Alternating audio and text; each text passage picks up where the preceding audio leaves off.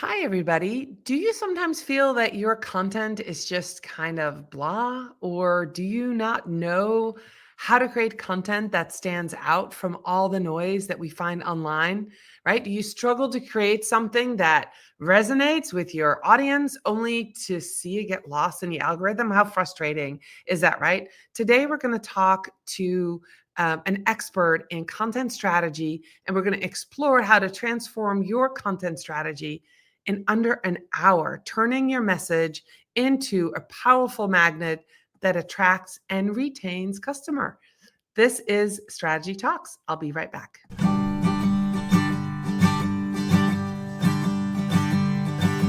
Let's strategize together.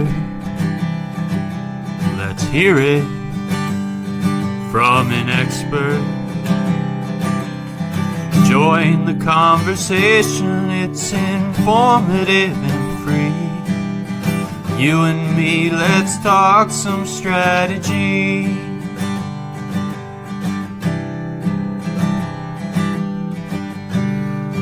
Now here's your host, Dorien Morin-van.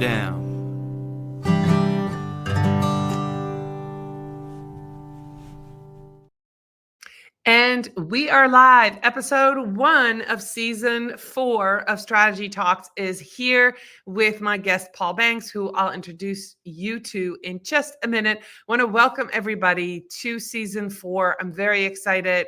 I have an incredible lineup of strategic thinkers talking about strategy, business strategy, social media strategy, marketing strategy, content strategies, AI strategies, you name it. We're going to talk strategies all year long. I'm super excited. I want to welcome those of you who are live with us. If you have questions, feel free to ask questions in the comments, whether you're here on YouTube or Facebook or LinkedIn, welcome. And a special shout out to those of you today who are listening to Strategy Talks as a podcast. Once more, I appreciate you being here. Without much further ado, you know how this goes. I'm going to bring onto the stage today's guest. His name is Paul. Hi, Paul. How are you? Hi, everyone. Hi, Dorien. Thanks for having me along. Good to be here. Absolutely. I am so excited to kick off season 4 with you. You and I had a meeting earlier, actually at the end of 2024, and we realized that we do a lot of the same things, right? You are in the UK, I'm in the US, but we do a lot of content strategy when we work with our clients. So I'm very excited to talk to you about that. And you have a framework, right, Paul? Yep. So, I think it's fun, right, Dorien? Because if I'm honest, I'm kind of the anti-strategy guy, right? I hate strategy, right? I know I need to do it, and I'm like every other business owner out there. I know I need to do it, and I know I need to have a plan, but my brain just doesn't want to do it. And that's where I came from when I developed the framework. So yeah, I'm looking forward to getting into this and kind of sharing my thought process with people. I'm sure it'll be useful for lots of people out there, or for kind of their clients as they're just kind of getting started out in the early stages where they're really coming up against that wall of, we need to create a strategy, but I really don't want to. Well, it can be a scary word, and that's what I'm trying to get to with season 4 is I want to talk strategies for everything, because if you have a strategy, that means you have a goal and you have a plan. And without a goal, you can't get to the finish line and you're never finished. So that's, I think, what is so exciting about this season. And then I'm excited to start with this conversation with you about, a content strategy in under an hour. What does that look like? You said your framework has to do with visualization. You want to elaborate a little bit on that? Yeah. So obviously, as you've said, Dorien, I talk to people a lot about video content. Video content is my business. And I found that through my previous job. We can get into that in a moment. But I know that there's nothing out there that connects the personalities behind the business emotionally with the audience quite like video. Aside from the fact it's pretty much the only medium that's left that now can't be destroyed by AI and ruined, right? Like it has to be organic. It can. I'm going to interrupt you right there. Not there you yet. might have already seen, all of you, the AI clones are out there last year when they first came out. some of my contemporaries were cloning themselves and putting those videos on LinkedIn, and I think they bombed. They stopped doing them because they would make 5, 10, 15 and post one every day, and they didn't get any engagement. It's out there, but I think the use case wasn't, especially not on LinkedIn. So yes, I agree. But I think that's the point. I think that's exactly the point, right? Like, you can do what you want with AI and artificial graphics, but it can't replace me looking you in the eye and sharing my advice and my value and my services. So I think that's extremely important. But people get hung up on video in so many different ways, not least of which is, what on earth do I talk about when I'm on video? It's bad enough that I have to get on camera, Paul, but like, you want me to talk about things as well? And yes, you do have to talk about things. And I used to, I mean, I'm just entering the 3rd year of my own business, right? So very much getting down and dirty with strategy myself this year for my own business, getting very intentional with strategy. But for the longest time, I just danced around the subject with my clients. And I kind of prayed and hoped for clients that came along that knew what they wanted to talk about, which would be convincing. And I realized that's not really a great approach. But I struggled for the longest time to talk to them about how to create content that converts in a way that they could understand very quickly and easily and simply. Because a lot of them have come to me and they're kind of jaded from other marketing companies that they might have worked with, and potentially overcomplicated strategies that they just haven't been able to implement. And then the marketer turns around and goes, well, that was your fault because you didn't follow my instructions. It frustrates me massively. I'm not saying everyone's like that, certainly not, but there are a lot of companies out there that will just inundate the clients with instructions and tasks. And I eventually, as I launched my own YouTube channel and got to grips with it and figured it all out, it's very much a work in progress always with YouTube. It's just like the LinkedIn algorithm. It takes a lot of figuring out. But as I came to use it, I realized that the YouTube channel itself could act as a way to help people, as something everybody understands and everybody knows. It acted in itself as a way to help them visualize a process to follow to create good quality content that lined up. And I think that's what a lot of people miss, as you kind of alluded to at the beginning, Dorien, is we'll go out there and we'll create some content on this week and some content on that next week. And this is not just video, by the way, this is across the board. Sure. But you need to join the dots, because whilst this is a great idea and this is a great idea, if they don't talk to each other, people are going to come to you, look at your content and be clueless about what you're actually trying to achieve. The key is to have a flow between your content that feels natural. People know what they're going to get. I love it. And so let's dive into that. That's your framework on YouTube visualization.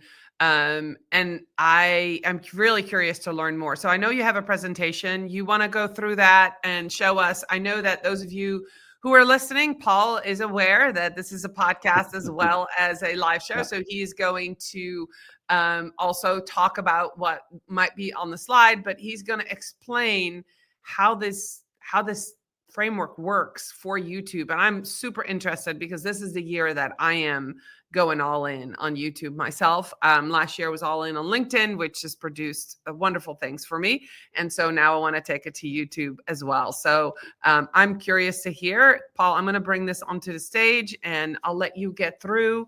And that's awesome. We've got some people here too that are listening and watching. So Paul, go ahead and take it away. If I have questions, I'll stop you right there.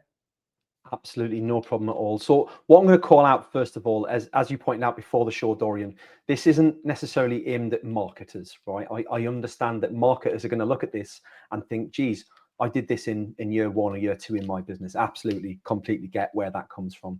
This is a strategy that's aimed at, a framework that's aimed at those people who might come to you in those early days and really just need something simple to get their teeth into. Something to get them away, an MVP, if you like. So this is a talk that I used to run as a webinar on a regular basis. I probably will run it again in the future. And it was about the idea, when I said to people, I can help you create your own content strategy. I don't need to do it for you. You can create it yourself and you can do it in less than an hour. That really grabs people's attention because in my mind, a strategy takes days, weeks, potentially months to create fully and refine.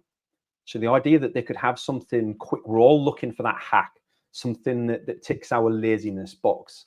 And this is kind of, I wouldn't describe it as a hack, but it's a starting point before they move on to I love that. strategy. And let's make the point that a content strategy is a piece in an overall marketing strategy, social media strategy, engagement strategy. There's all different kind of strategies. So the content piece lays underneath the overall marketing and even underneath the social media strategy. So just wanted to put that out there. We, as a social media professional, often we are asked to do a lot of things and wear a lot of hats. If you're a content marketer, you understand this piece very well. But if you're a business owner, you might not understand that this piece, the content piece, the content strategy piece comes after you've said your business goals, your marketing goals, your social media goals, and then you get into the content strategy. So you should already have a lot of these other things set up, and then within an hour, you can create this. So just wanted to frame that for everybody that's listening and watching, so you understand that this is not the start of starting a business. You don't start with a content strategy. Exactly. And like a lot of the people that are listening out there that are those small business owners, I started off just like you. I was starting a business in video repurposing and video content, and I didn't have a strategy. I didn't have a clue what to do.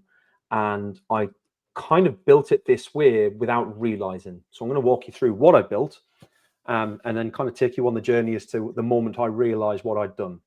Good. So it's about creating content that converts, right? There's no point getting engagement, getting views, getting likes, if it doesn't turn into revenue in your business. We're all out there to convert people into raving fans and customers. But hands on heart, right? I'm just a dad with 2 young kids. I'm a husband. I run 2.5, maybe 3 businesses sometimes, depends on who you talk to, in a 4-day week. Right, so I do everything super efficient. I spent 15 years in retail and as a volunteer police officer, learning how to, not that I knew it at the time, how to use my ADHD superpowers to my advantage. And that helps me become super efficient. I'm a doer. I'm very much about creating processes that are efficient and effective. And my why is to kind of help people make better choices, so that they can live their best lives. And that's the vision behind the business that helps me, sleep at night when I've worked with my clients, when I've helped people get where they need to go, and why I wanted to share this today, Dorien.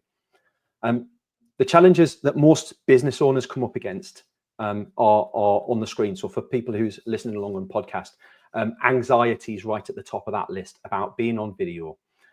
We're not designed by nature to see ourselves on a screen, right? It's not comfortable.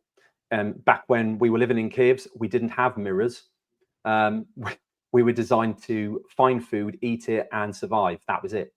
And we still have a lot of that psychology in our brains. So when somebody comes to me and says, I really don't want to be on video because I've got a face for radio and my voice is awful, I have 800 hours on YouTube and I still hate seeing myself and I still hate listening to myself. And unfortunately, I get to do my own editing. Yeah, I want to point that out too, that definitely the anxiety is, and that self-imposed imposter syndrome is higher in women than it is in men. So, one way to move past this is to just do it. And then the other way is to just, get feedback from the right people, right? If you're not sure about how you look on camera, ask your girlfriends if you're a woman, and ask feedback from others who are creating video and how they deal with it. Go to the ones that are already doing it. And I can tell you from my experience that yes, indeed, like Paul, I edit my own videos. I don't always love it, but here is my truth. It done is better than none. And that's kind of what I've been saying. If my video is done, it's edited, it has subtitles, it has captions, and it has a title, and it gets the word across, the message across, I'm going to post it. And if I happen to have a piece of spinach in my teeth, or if I happen, something not quite right, I might edit it out. But if not, I'm okay with it because the message is too important. So let's get it done. Agreed. And yeah, I'll second that and go as far as to say if that you happen to record the video more than a couple of times maximum, then you're trying too hard to be perfect. I personally don't re-record unless a disaster has happened with something like the camera or the microphone. Very, very rare that I edit anything more than just to remove filler words or the ends and the beginnings, right? People appreciate that organic nature of video. It doesn't need to be perfect. It doesn't need to be massively professional even. Right. They just want to see that the real comes from you. practice, Paul. That comes from practice, because I, like you, take out filler words and I take out the front and the end, just like you. But that comes because you have 800 on YouTube, 800 hours. I've probably done 120 shorts on LinkedIn in the last 4 or 5 months. So that comes from practice, guys. And the first few are going to be poor. Like, there's no getting away from it. But you'll never get to your 100th and you'll never get to a really good level if you don't start posting the poor stuff as well. And if you record it and you never post it out, you'll never get going. So just get going. You'd be surprised how forgiving people are. Time is something else that people come back to. You know, I've got a very busy schedule and I don't have time to record video, and it takes me forever to get all set up, and etc. etc. Newsflash, you're procrastinating. Every one of us have the time to be able to do video content. It doesn't take as long as you think if you practice at it and get it right. Again, as we've said, it takes practice, it takes repetitions, it takes iteration, but it does become efficient after you've done it for a while. The tall and short of it is, if you don't prioritize it, that's when you fail to find the time. And so another thing that people need to overcome is that video content specifically is something that works in the medium to long term rather than just in the short term. And so you're kind of able to deprioritize it because you will know that you're not going to put the video out and get a client from it today. Whereas some of these other activities that I can do might do that, you know, sending messages on LinkedIn or whatever. But the tall and short of it is, this is helping you plant an orchard that you hope will one day bear fruit if you're doing this right, so that you can go and pick low-hanging fruit, as opposed to running around like a headless chicken every day, wondering where your next client's going to come from. So reframe the prioritization in your head, and you will be able to find time to do it. But don't be scared of looking for support if you're able to do that, you know, not necessarily paid support even, but just advice from people who've been there and done it. I spend a lot of time helping people get off to be able to do things themselves. Like, it's not about finding clients all the time. It's about making sure that people understand that there's efficient ways of doing this. The next thing that I talk about is technology. So there's a lot of people out there who dislike intensely technology, or are comfortable with technology that is to do with their job role or their business, and see that the technology tools like Descript and Opus or whoever, you know, StreamYard, as being really technical, really hard to use programs that they just have no interest in learning. And what I'd say again is, you've got a decision to make. You can either learn to upskill and get this done so that you can be efficient and do it yourself, or you need to find somebody who can help take the technology side of things out of your hands. But technology has come a long way. So if you've previously looked at video tools and thought, oh, there's no way I can do this. I started editing in iMovie on the Mac. That is horrendous. Me too. That was terrible. That is not fun. That was terrible. That used to take me 20 hours a week to edit a 30-minute podcast. Right. Now I'm using tools like, gone. Yeah, now it's all done by text. You know, you get the transcript, you just take out the words that you don't want, and boom, AI is helping you. Hey, I just want to point out, Paul, we've got about 15 minutes left on the presentation or the whole podcast. So I do want to get to the YouTube part of this. Yeah, this is amazing. And we have comments. People are like, yes, anxiety is real. Is it today Javelin's birthday, Paul? It's this month. It's this month. Okay, it's my that's awesome. third year in business. Third year in business. As of the start of this year, yeah. Yeah. Oh, There was a comment about that. So exciting that's times. fantastic. Exciting times. Hi, Congrats. Danny. Thank you. So yeah, ultimately, there's a lot of things that are in people's way in terms of getting started. And I'll drop, Dorien, I'll happy to provide you with the slides from this so people can look Perfect. through it in their own Yeah. time. There's no worry about that. But I basically learned the hard way. I went out 15 years in retail and policing, jumped into an AI tech startup in the middle of COVID in 2020. And I figured out how to use video to create a pipeline worth $25 million ARR. All right, with no sales background, no marketing background. And at the end of that time, I figured it was time to start sharing my knowledge with a wider audience and helping more businesses. So I know that what I'm talking about works. It just took me a long time to figure out how to explain it to people. Sure. So where do we start? The tall and short of it is, I can't give you all the answers, right?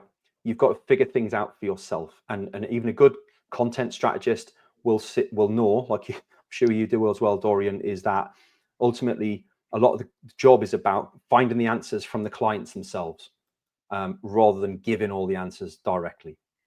And what I came to understand was I described this I was on a call with a good friend of mine and he'd asked this exact question: how do I get started? What should I record video about? And I was sick of not being able to answer that question in a comprehensive way. So what I said was, well, let's try this. Imagine that in 18 months' time, you've got a YouTube channel that's wildly successful. And you can define what wildly successful means, whether that's thousands of views a month or you're getting qualified inbound leads coming straight to you.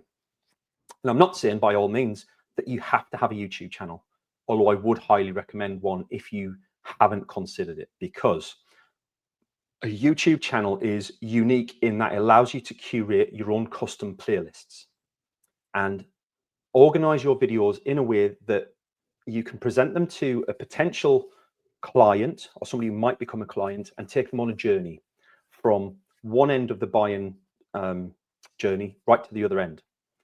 So I'm a big fan of kind of just taking a moment, understand that there's a channel out there that you haven't built yet, and it has 3 playlists in it.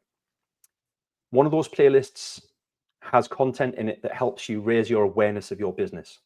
So knowing that you exist, what you should be known for, who you are, why people should care who you are, what's your expertise. The next playlist should deal with consideration. So I've got on the screen, I've got understanding your products and services, but that's fine. But also, as I've come to change that slightly, that how would you advise them to solve the sort of problems that you fix without using somebody like yourself, showcasing that you're an expert, raising that authority level. And then finally, decision making. So the third playlist is about, right, if somebody has decided that they want to buy services like what you provide or a product like that you have, how would they differentiate between you and the next person? What's unique about you? Why would they care? And the key is to understand at a very deep level, and this is, goes back to the market and strategy and all, is understanding your audience. Who are the target industries that you're going to aim this content at? What are their job titles? What do you know about that person? What do they enjoy? What do they not enjoy? How senior are they? And making sure that you're addressing that customer journey with maybe just 1 or 2 people in mind, rather than your entire audience. Just keeping it simple, because you can always flesh this out more once you've created something to get you going. And this is usually when I explain this to people usually then, especially business owners who are coming to me for the first time, it blows their mind that it's that easy to create a strategy, because all you're going to do is create 3 playlists, name those playlists, and then every piece of content that you create, you need to check whether it fits within one of those 3 playlists. I think this is brilliant. Let me ask you a question right now. So somebody who already has a YouTube channel like me, who has created playlists based on topics versus this this awareness piece. Do you suggest somebody like me rearranging, and what do you call a playlist? You don't call it awareness. You would call it something. The awareness piece is Like, I'm asking a practical question, I guess. Yeah. So for me, I have a playlist I have a weekly newsletter, and my weekly newsletter I do via video, and I turn it into a newsletter that I then send out via email and on LinkedIn, and I post it on YouTube as well for people. And that for me is a big part of my middle playlist, my consideration playlist, because it's showcasing ideas and thoughts that are helpful to people, that showcase I know what I'm doing. And I've just named that my content classroom, because that's my newsletter name. I like it. So it doesn't need to be, all I'd say is, as long as you know what your playlist is trying to achieve, right? And to your point, having playlists about topics is great. That's perfect also, because that sits within this. If you're first time on YouTube and you're creating from scratch, maybe the topic-based playlist is something that you create down the line once you've created your first 3, because a lot of people want to get to the point where they're converting people first. Right. I find that there's a lot of people who, like us, who are very good at creating content, and we are what we call creators. We've already got a plethora of content that we're just kind of repurpose into YouTube. Right. So this is kind of aimed more at the people who are just kind of creating things from scratch. But you're absolutely right. If you've got that topics-based content, and I've got one on how to stop lurking on LinkedIn, for example. It's very valid. It's very relevant. Like, how can we change that mindset to get you active on LinkedIn? As long as you know that there is a point to that playlist where it sits in that buyer journey, and the content that you create to go in the playlist also sits within that playlist. And it just stops people from creating that disjointed content that, like, okay, so where are you going with this? And it'll flow nicely within that. As long as it flows nicely, it'll convert people, and it'll convert the right people.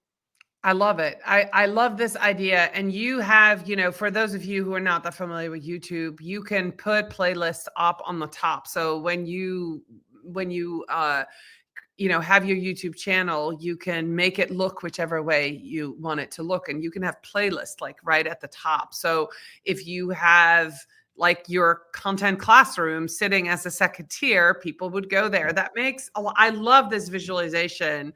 I love this idea, Paul. This is really great. So there's probably a lot of us listening who are like, yeah, I did it by topic, or I did it by podcast season, or I did it by length. Because my next question to you is, Paul, does everything in these playlists that you create in these buckets, does it have to be the same type of content? Because I've always somehow in my mind, I feel like all the shorts need to be in a playlist, and then the longer videos need to be in a playlist. Do you mix and match? So, I mean, good question, really good question. I don't think there's a right or wrong answer here, if I'm honest. I'm going to be a little bit diplomatic. I don't think there's a right or wrong answer. I personally don't put any of my shorts or short videos into a playlist anymore. I launch them onto the YouTube. I let them hit the feed, and I know that if somebody searches for that title, it's going to get found, and it'll direct them to other videos. So I think if we're going to talk pure YouTube for a second, I guess the important thing is that when you've got your playlists on the screen, it needs to look nice and uniform. So whilst I don't have a problem with shorts being mixed with videos, I think when you do it, it looks a bit jaggedy, and it upsets my eyes a little bit. Again, I'm not a graphic designer, but so for me, YouTube, and again, when you're thinking about the video and what you're going to put in the video, think about what the title of the video might be and what you might have on that thumbnail. What people don't realize is a lot of the time that the file name, the title of the YouTube video that you type in is what people find you by if they're searching. But the thumbnail is what drives them to click on the video and watch it in the first place. So you need both in order to win. For me, if you're putting shorts in with long form videos or medium form videos, 5 to 10 minute videos, it looks a little bit disjointed. So I would probably put shorts in their own video section, if that makes sense. That makes a lot of sense. I was just, again, the visualization of this, what it would look like. To me, that question popped up immediately, because I've done a lot of playlists, and like the shorts have their own playlist, but then I even have playlists within the shorts. Like, these are about this topic and these are about that topic. But I love this idea. Paul, we're out of time. Can you believe this? This is only a 30-minute podcast. I just think this is a brilliant framework for anybody that wants to step up their content strategy for YouTube, but also anybody who is like, well, how does this make sense? You keep telling me to do video. Dorien, you keep telling me. Paul, you keep telling me. But this, visualizing what it would look like on YouTube and having the funnel, having a visual funnel with videos, that whole thing, awareness, education, and then, the sale is like the traditional, the top of the funnel, mid of the funnel, bottom of the funnel.